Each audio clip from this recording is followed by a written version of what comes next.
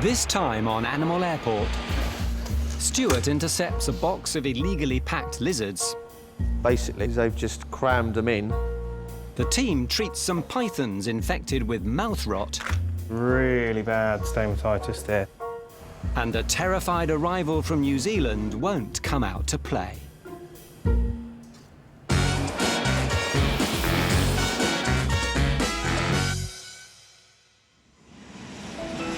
London Heathrow, one of the world's busiest airports. Every year, 500,000 flights arrive and depart, carrying 70 million human passengers and 40 million animals and fish. And while humans report to passport control, the animals head to the Animal Reception Centre, known as the Ark. Early morning at Heathrow. A large shipment of reptiles has arrived from Togo in Africa. They need to be inspected before their onward flight to Miami departs in 3 hours' time. Supervisor Stuart is on duty. It's up to him to check the welfare of the animals inside. Stuart has been at the Ark for 19 years. He's opened countless shipments of reptiles and knows all the tricks of the trade. The species are written on the box, but we can never go by what's written on the box, because if you're going to smuggle something, you're not going to write it all over the box. You'd be pretty stupid if you did. Smugglers hide drugs in crates of venomous snakes. And in large shipments like this one, importers can sometimes slip in rare animals that would normally need a permit for their exportation. Today, Stuart will also check on the conditions the reptiles have been travelling in. But he needs to open the boxes first. It's great African wood, just splinters. He's not impressed with the boxes, but the contents inside the first one are hardy animals. 50 African helmet turtles. I mean, they could have had a little bit more room, but they've got their own individual space. This is a mixed reptile shipment, so Stuart moves on to see what animals are in the next crate. What we got Senegal chameleons and boss monitors. But before he even opens a single bag, he knows something's wrong with the Bosque monitor lizards. Already I can see these are too big for the bags. Basically what they've done is they've just crammed them in just to get them in the bag. They've folded the lizard over. Well, probably even worse than that, because he's not even the same length as that bag, look. The cramped conditions have caused nasty injuries to several of the lizards. God, he's jammed in. Bloody hell. Come on, mate. He's got scratches here. That's one that's gone right down to his skin. That's where they've been clawing each other. Sharp claws and lack of space are a bad combination. Before Stuart can seize or repack a consignment, he must get approval from a senior manager. Yeah, hi, Tris. I'm going through that shipment from Togo. We've got a bit of an issue. Can you come over with the camera? Cheers. I don't know why they do it. I think it's probably to save money and save space. Because the bigger the boxes, or the more boxes, the more the freight costs. Obviously, we can't do anything about what health they're in when they're shipped or what they're packed in, but when they get here, we can do something about it, so. The animals can't continue their journey packed like this.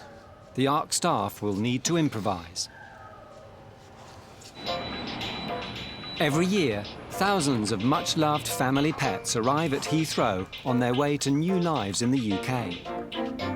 Animal Health Officer Anna is heading airside to make a collection from a long-haul flight. OK, we're off to Terminal 2 to do a pickup. I believe there should be one dog and one cat on the flight. Arriving from New Zealand, these animals will have been in their crates for more than a day. The Animal Reception Centre will give them a welcome break. All the animals will be happy to come out of their box. They can have a smell around, they can stretch their legs, and there'll be food provided, so they'll be quite happy to just settle into the kennel, really. Pets have no human contact when they travel in the hold of an aircraft, so she gives them a quick check as they arrive. Hello. First off, one cat. shortly followed down the belt by Alfie the Shih Tzu from Christchurch. Hi, Alfie. He's emigrating to the UK, and this is his first glimpse of a strange new country. The animals won't have eaten for more than 24 hours, so getting them fed will be Anna's first priority. Thank you. Before they can be collected by their owners, she needs to get them back to the Ark to fill out their paperwork and check their microchips. As well as looking after animals arriving and departing the country, the Ark often acts as a halfway house for rescued animals. The RSPCA has asked them to provide temporary accommodation for some sick snakes who were rescued during a raid. Managers Rob and Susie have called in vet Steve to look at 2 carpet pythons and a red-tailed boa constrictor to treat their mouth infections. It's a bit dribbly, isn't it? Steve uses a cotton bud to hold the snake's jaws open. Yeah, nice well. Wow, there we go. OK, so really bad stomatitis there. Right, let me get a top jaw. Stomatitis, or mouth rot, is a bacterial infection of the gums and teeth. One symptom is excess saliva, and the red-tailed boa's mouth is particularly bad. Yuck. Okay, and that's a bit. The disease can cause painful sores which may stop a snake eating. And one of the carpet pythons is showing signs of severe weight loss. Definitely, he's a very thin snake. Yeah. So I wonder if just not eating because his mouth is so poor. The Ark team will need to clean out the mouths of each snake once a day.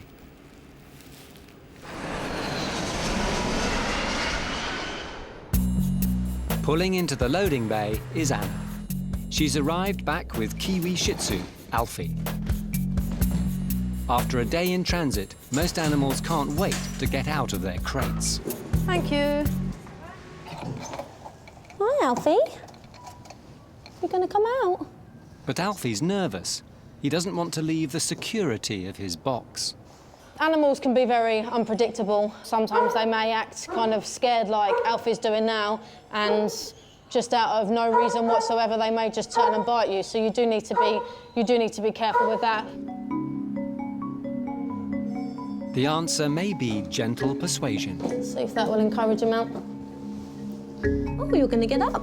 Is that better? Come on then, come and see. Good boy. We'll get you some food. Come on in. But in the excitement of coaxing Alfie out, Anna's forgotten something important. Right, the only problem with that is I didn't get his microchip, so I'll grab him some food and then we'll see if we can encourage him in and try and find his microchip. Alfie's owners were on the same flight. They know just how nervous he can be. Yeah, we'll be glad to see him again this side. We're very concerned that he wouldn't make it because he's quite an anxious little dog, and thought the separation anxiety might be a problem for him as much as it was for us. It was for us. But he's come through it. Anna needs to lure Alfie back in so she can get close enough to read his microchip. I've just prepared a nice, lovely meal here for little Alfie. So I'm just going to try and encourage him in, because with all my commotion of getting him out of the box, I forgot to actually take his microchip. So we're going to try and maybe encourage him back in, or I'll have to venture out and find him. Alfie! What's this? Oh, is that you grumbling? He's still feeling very unsettled in his unfamiliar surroundings. Alfie, are you okay? If Alfie won't come to her, she'll have to go cautiously to him. Okay, you leave me no choice. Let me see if you've got a microchip. Oh, there we go. Thank you. Now Anna's located the microchip, she can begin processing his paperwork, leaving anxious Alfie alone in his temporary kennel. In the quarantine wing, Deputy Manager Tristan is helping Stuart with the overcrowded reptile shipment.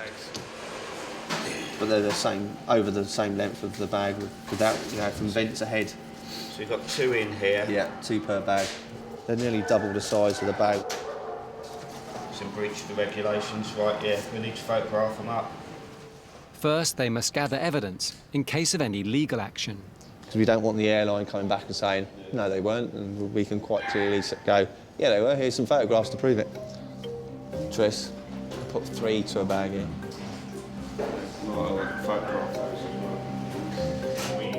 In their current packaging, the lizards can't be sent on to the United States. The team will have to sort out the entire shipment, and fast. Their connecting flight departs in less than 3 hours. Gonna have to repack them before they go on to Miami. So, not giving us much time. It's one off. They'll have to transfer all 200 Bosque monitor lizards into suitable bags. 20 odd bags here, and if we do 40 bags, they're much bigger. Okay. Cool. Not for the first time, they'll use pillowcases to repack the lizards. Stuart will need anyone who's available to help with this massive task. We're busy as it is anyway, because we've obviously got all the other animals here, but this is a big job. If they don't manage to get the animals ready before their flight departs, the Ark will be forced to find space for hundreds of reptiles. In isolation, the rescued snakes with mouth rot need their daily treatment. It's the turn of animal health officers Tara and Will. They have to pry the snake's jaws open and swab the infected mouths with diluted iodine. I've never owned a snake myself, so Tara's got the experience at home looking after snakes, which I haven't got. Well, she's got 4, yeah, sorry. Tara's used to dealing with reptiles, as she keeps snakes as pets, so she takes the lead. Kind of go in and out, and just clean all around their gums. Yep. And then if you see any pus around, just get it out. If Will can't hold the snake securely, it could strike either of them. Oh, jeez. Watch your fingers. All right. I'm really wary of their mouths, just keeping my fingers and anything away. It's watching their body language as well. You can see when they're not very happy with you. It's quite obvious, and this one's obviously not very happy, has it? I mean, to be fair, it's not a very nice time for him having this. A mouth rot infection can cause a build-up of harmful plaque, leading to swollen gums and tooth loss. If left untreated, the snakes could starve to death. Oh, it's so rotten, you can see. God, you can see it's so sore. All right. Done? This procedure will be repeated every day and their condition closely monitored. In the dog wing, with his paperwork cleared, Good boy. Alfie, the nervous Shih Tzu, is ready to leave the Ark. Animal Health Officer Anne has the job of reuniting him with his owners. She needs to be careful he doesn't give her a nasty nip. I've not met Alfie yet, but I've come over. It says that he might bite. Sometimes they're a little bit nervous and they growl. So maybe he had a little grumble at somebody. Anne is one of the most experienced animal handlers at the Ark. If anyone can get Alfie on the move, she can. And she's got a secret weapon. I'm hoping that because I've got his own lead and collar, it will smell of him and he'll be happy to see me, I'm hoping. So I'll go steady with him. Hi, Alfie. What's this? You have a sniff of that, see what you think. It seems it's won his attention. Anne appears to be winning him over. Can I stroke you? Oh, good boy. It's really quite a scary thing. There's all these noisy dogs barking, lots of come off a plane, he's probably never been on an aircraft before. Her plan has worked. Good boy. Once they've got the lead or collar on, they're just totally different, and they just suddenly feel really confident and happy. Come on. Time to go. Come on, buddy. Good boy. Comfortable in his own collar, Alfie suddenly seems like a new dog. His owners are happy to see him. Good boy. There you go. The family's travelled nearly 18,000 kilometres from New Zealand. Alfie finally seems happy as he heads away for the last part of his epic journey.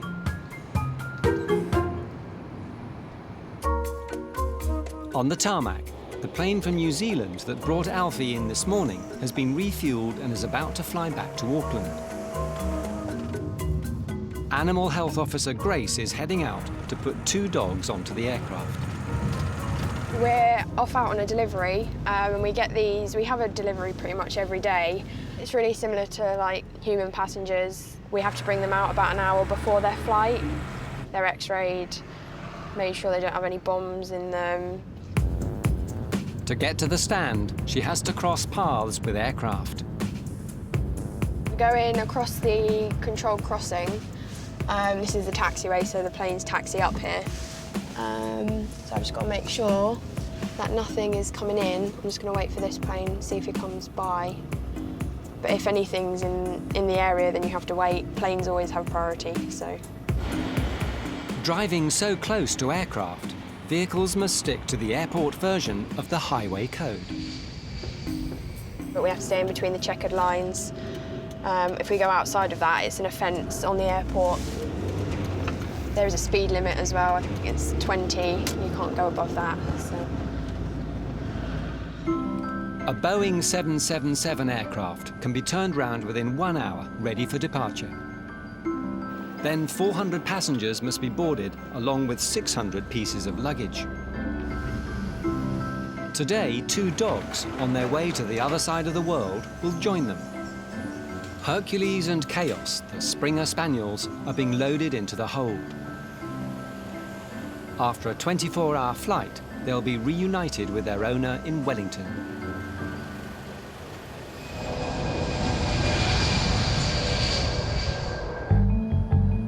Back at the Ark, Supervisor Stewart has assembled a team. They're racing to repack the crowded lizard shipment. Their connecting flight to Miami will now leave in little over an hour. It's going to be a bit tight to get them out on time, but with everyone sort of like who's free to muck in and basically, with a bit of luck, repack them in time. Apprentice Shannon has only been at the Ark for a week. She's called in to lend a hand. But these are in bags way too small. Okay. So need them basically all to come out of their bags and rebagged. If the shipment gets stranded at Heathrow, the Ark will have to unpack and find space for 200 unexpected visitors. Something they could do without. Come on, little guy. Clinging onto each other. Whereabouts should I put them once there's 4 in? Just tie up. Yeah. Cable tie on the top. So everyone's pulling together to meet the deadline. After 2.5 hours hard work, the team have done it. The lizards have been repacked with minutes to spare. We've got them all boxed up now, and it did take longer than we hoped. We've just got to X-ray them so they can go on their flight, and we're good to go.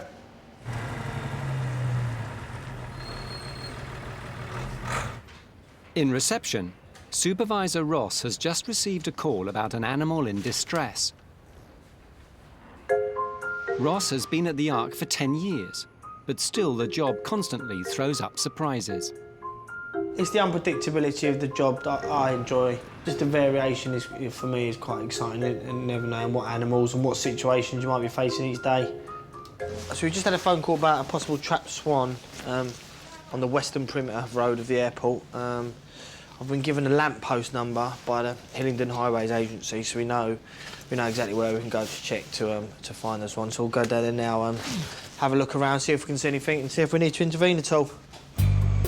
Heathrow's western perimeter is flanked by a river, covered in netting to keep as many birds as possible from making their home near the runways. All that netting there, see? All that type of stuff there?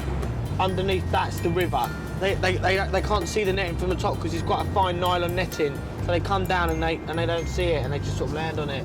This is obviously not part of the Ark staff's normal remit, but it's in the proximity of Heathrow Airport, so we just try and help them out, really. So we're coming on to the western perimeter road now. It is somewhere along this section here. If the swans got caught in the netting, Ross may need to capture and release it. But in the rush to get out, he's forgotten one important detail. I had the lamppost number. We'd be there in a second. I need to ring up the Ark. Could you see if I've left? I left a little note on the pet's desk written down. Brilliant, thanks for that, Gemstar. Yeah, thanks, Gem. Bye. Ross now knows exactly where to go and heads there as quickly as he can. We're looking for WPR56N. So 56N, just there, so I'm going to turn around. Jump out and see if we can see anything. Yay! Ah, so that's what we're looking at. He's not actually stuck. The swan is swimming beneath the net, uninjured. Along, there's openings. It's not trapped, it's just got under the net, so that's not a problem. Both ways along this river, there's ways for wildlife to get in and out. I'm more than happy with that, so we'll just leave him be now. We'll head back to the Ark.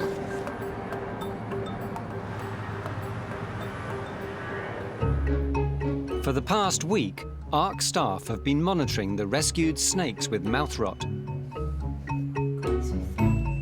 Supervisor Stewart is treating them today.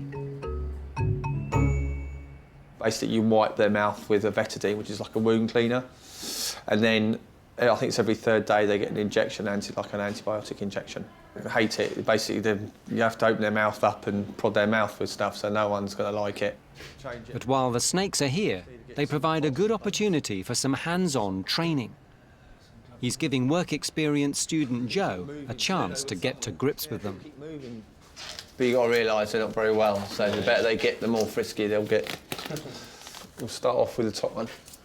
Yeah, he's all right, he doesn't... Famous last words, but... Joe seems confident enough getting the snakes out of the vivarium. But then he breaks the first rule of snake handling. Turn it away from me. Yeah. Sorry. Don't point your snake at someone's face. See a lot of it in wild cork snakes. The solution that Stewart is using dislodges lumps of plaque and cleans out the snake's wounds. Towards the... So you run it along the back there. Use the other end to do another bit. One carpet python done, it's on to the red-tailed boa. But Joe still hasn't quite got the hang of it. No, not yet. Get used to keeping it away from the other person's face. Right. There's a little bit in there, but all of it, most of it is just a scab.